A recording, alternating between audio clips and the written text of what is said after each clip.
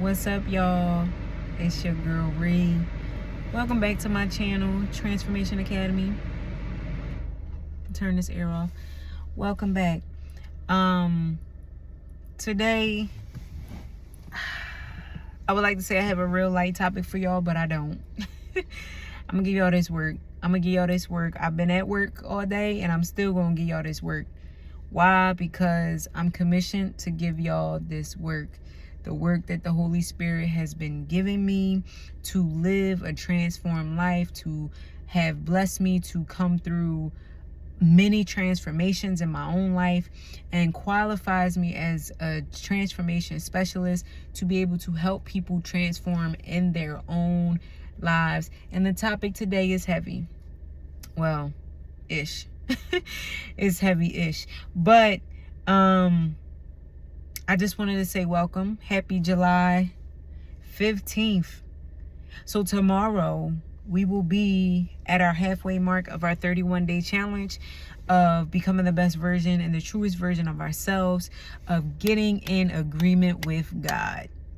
If you have not joined, I suggest you join. You can join today if you like for the rest of the month.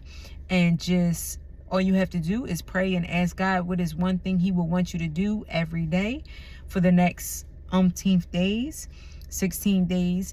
And what that would include whatever that is will help you get in agreement with God.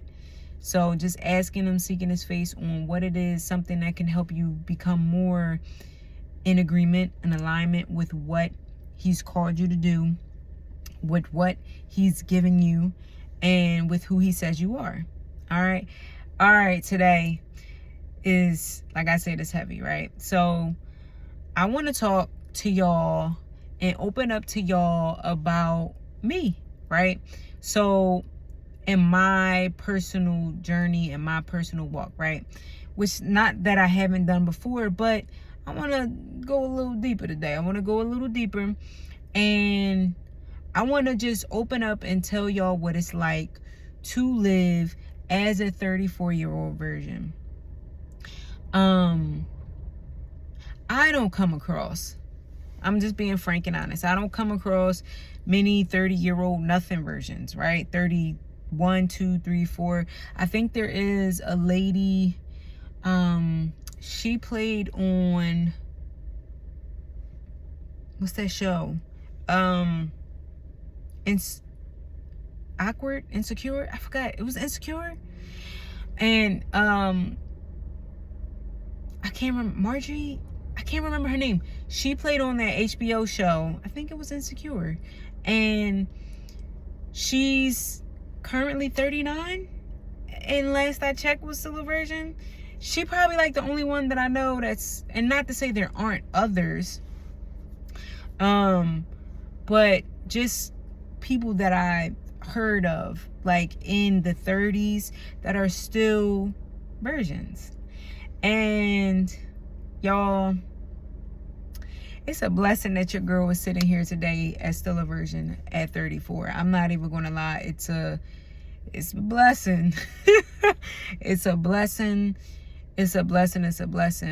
And I just want to give y'all a little bit of insight on what it is to still be a virgin at this age, what the world looks like through my lens, and give you guys a little bit of background history on my story. So I am still, yes, a virgin at 34, but I was sexually active at a very young age, just without like going all the way. Like, if I'm just being honest, like it just never got to that point.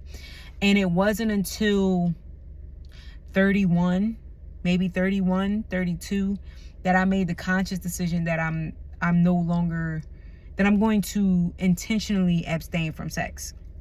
And that was through the grace of God and the help of accountability. This is why community is important. That I really came to that decision. Like, I really started to learn my value, learn who I was, learn what, I like, what was of value to me and really what I wanted in relationships in life, and in my own life. So with maturity in that aspect, that really helped me to say, oh, okay, well, we're not just going to give it up. We're not just going to wait for somebody that's just going to say all the right things. Because honestly, that's what I was thinking. I was thinking, like, I just find a nice guy that, you know, me and him could be together for whatever. I didn't have a mindset on how long. I just figured, like, nice guy that I can lose my virginity to. And, you know, it's not going to be no clown or nobody that, you know, that doesn't have good integrity or good character or nothing like that. I figured a good guy was just enough, right? And y'all, I ain't even gonna lie, like, my mindset wasn't even around the guy gotta be a kingdom man. Like, I wasn't even playing or thinking in that kind of aspect. So in my maturity and in my growth and in my development, when I really started knowing who I was and finding out what I wanted specifically, then I was like, oh, we not just about to just get us up, because it's too good of value. I'm too good of value to just give it to somebody, even if they are nice or even if they do treat me right. If we don't want the same things, if we're not here for the same purpose, and if we don't have the same values, then somebody is bound to get hurt. Somebody is bound to get hurt. And y'all, I don't want it to be me, because I'm not one to just roll with the punches like that. Because like, and I don't know nobody who would be, you know what I mean, who wants to just walk around and get hurt. So I had to really just sit with that and come to that decision. Because before that, I was, like I told y'all, I lived in a homosexual lifestyle from 15 to 25. So after 25, I was like, all right, I just got to find me a nice guy and I was like, this is the crazy thing. Like, I was like, I'm not going to date women anymore, but my mindset was still very culture based. I was like, okay, everybody is doing it. Like, why not me?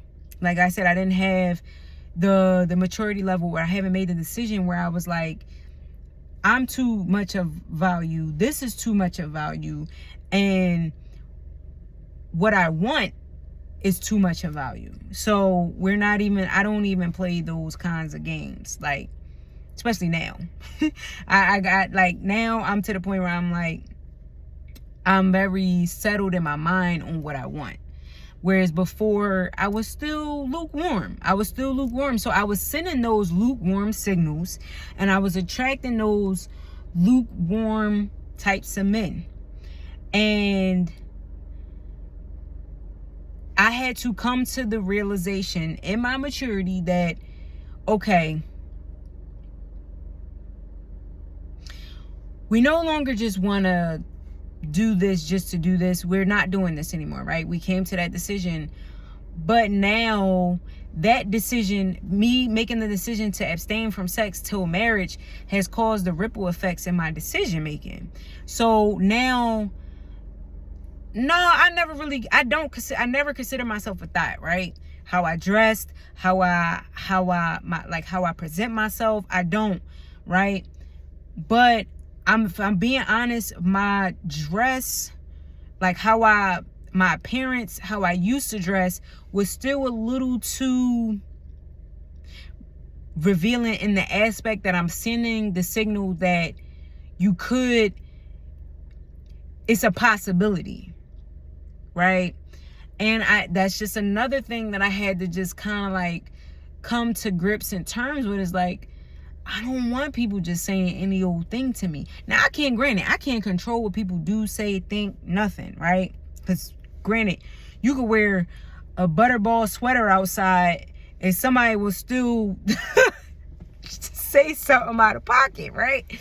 But, like, I just still want to be sure that I'm putting out the best signals, right? And this is mainly for my young girls. Like, I want this message to go to my young women. And this ain't no, like, I ain't beating nobody up for what they wear, what they do, what they choose. Like, honestly, this is a personal choice, but there are standards that the word says to live by, right? There are standards that the word says to live by, and we have free will, and that's up to the individual person if they want to will it or not, if they want to do it or not. And there are some things that I've heard from everybody, men, women, young, old, able, crippled, it don't even matter. Everybody says that once you have sex, it comes with a repercussion. It comes with an unfavorable outcome. So this is me in my 31, 32-year-old mind. Like, I don't want the repercussions. It was circumstantial, right, as to why I never had sex, which was by the grace of God. I could say it's circumstantial, but I know it was the grace of God. I know it was the grace of God. Like, I know it. And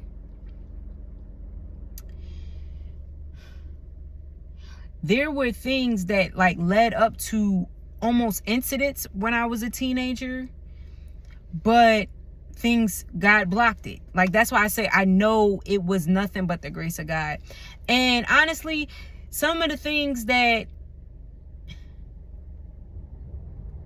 I see out here, it's like, I am grateful. That's why I keep saying it's like, it's a grace. It's by the grace of God, right? I'm gonna just be honest. It's very challenging having a sexual history, right?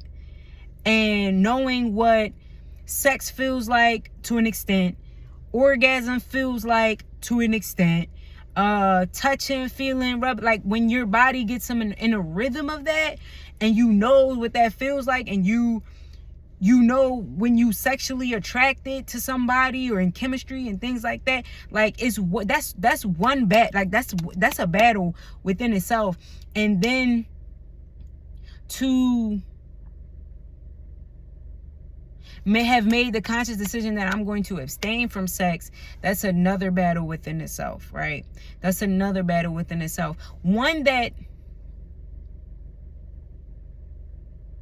I would say has made it easier, but then also made it challenging, because easier on the aspect of, this is the line, that's the boundary, that's the standard.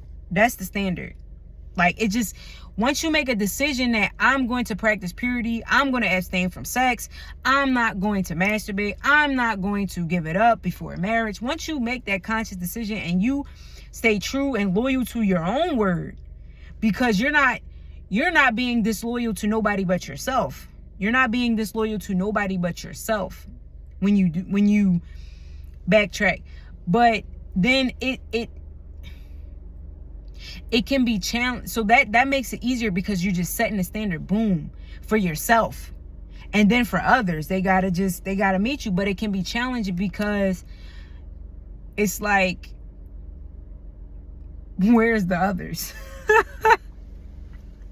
It's like, where's the others? And you know the others are out there because you hear about it, but the enemy will constantly put in your face that no others exist, that nobody is going to, the enemy will lie to you and tell you that that's impossible. Nobody is going to meet that standard.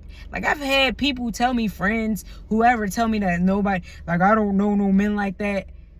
Okay, you don't know everybody in the world. Like, I have to constantly have a mindset of hope, of believing that God's promise is real. Like, and that's really what it boils down to. Like, I'm not going to settle because everybody else settled for the majority, right? And and because everybody else lost their hope, or everybody else settled beneath the promise that God has given them. Now, granted, if God doesn't grant me with a husband, I have to be okay with the fact that, okay, you don't want me married and you don't want me having, like, we have to come to the resolve. Like, I had to come to the understanding that everything ain't about sex.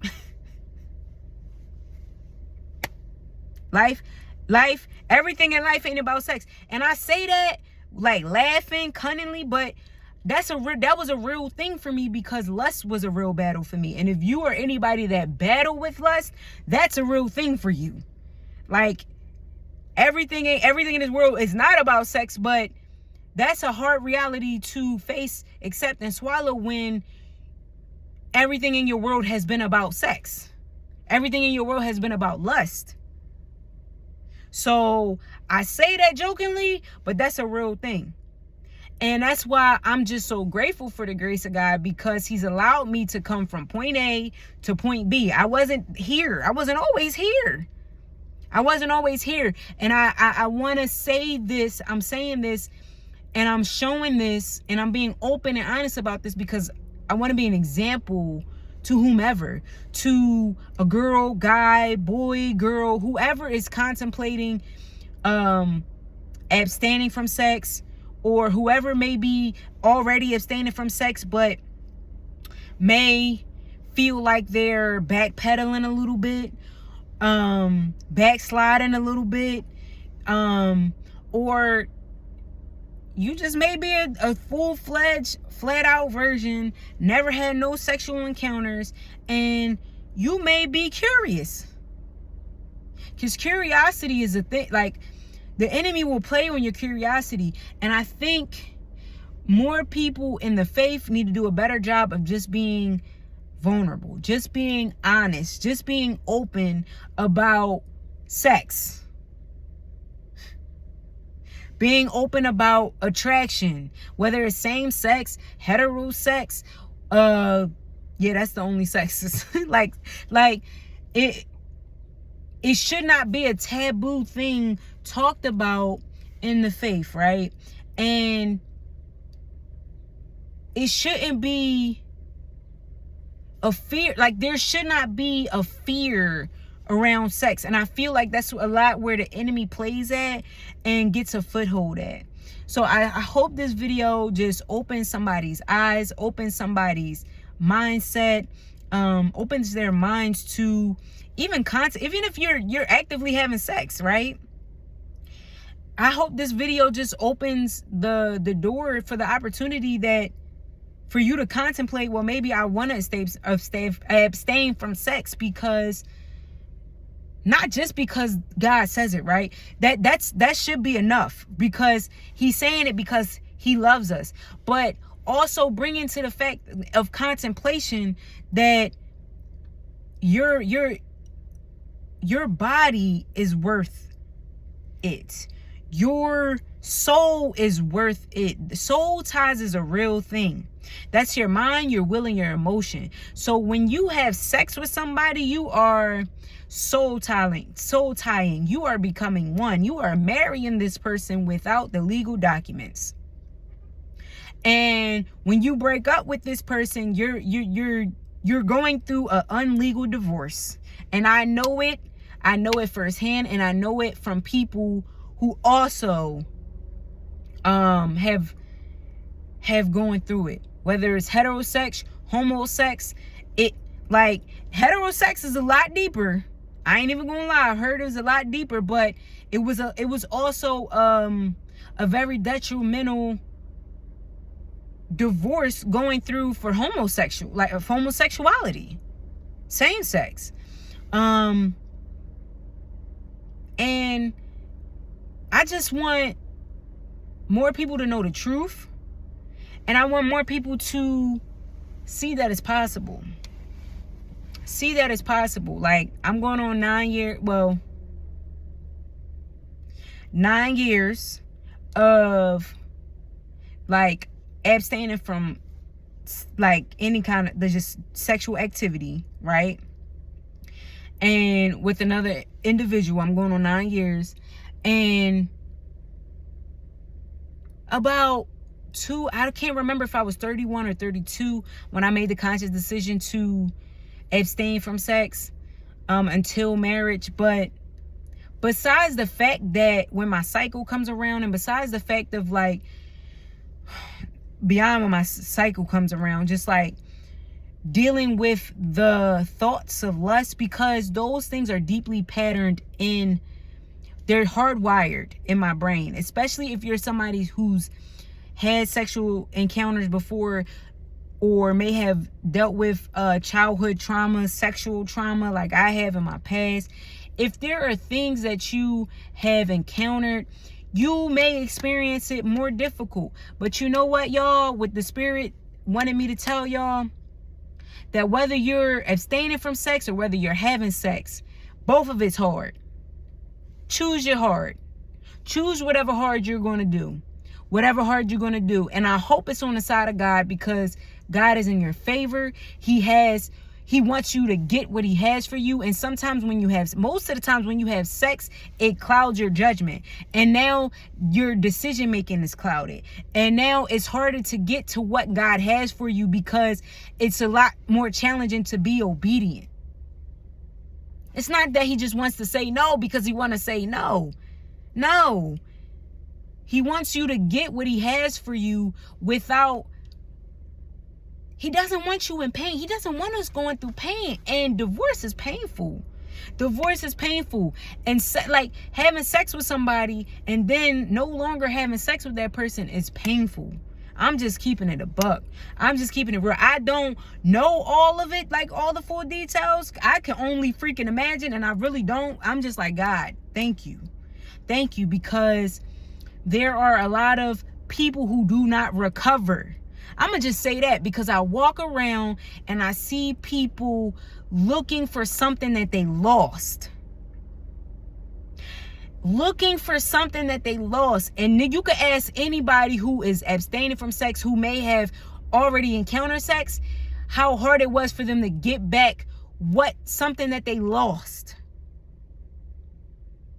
And they still probably don't feel like they're 100%.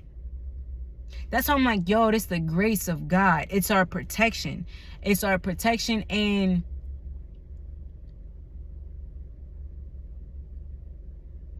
honestly, I feel super close to God. Like, I feel super close to God. And it's just like my own individual act of covenant with him.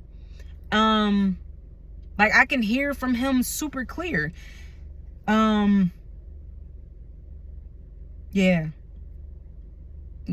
Y'all, I pray this message blesses somebody, and I pray that it just reaches the hearts and minds of those that it was intended for. Y'all, if you have any questions, feel free to ask me. I'm not going to be shy. I'm not going to be shameful or anything like that. I want to be open and honest with you guys, because I want you guys to transform in every way. Like, in every way. And I feel like sex, I think sex is one of the things that is often in the Christian community and in culture, is just like, it's just so, it's so watered down, and it's so permissible.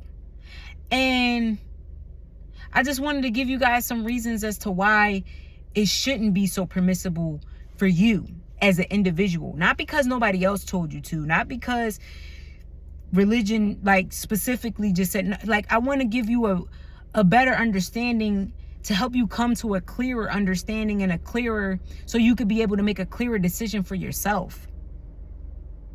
Remember, I'm teaching you guys how to just have a better understanding, so you can be able to make better decisions for yourself. All right. I love y'all. I'm tired, but I told y'all was going to get this work, and I pray this message blesses somebody. I will talk to y'all soon. All right. I'll talk to you soon.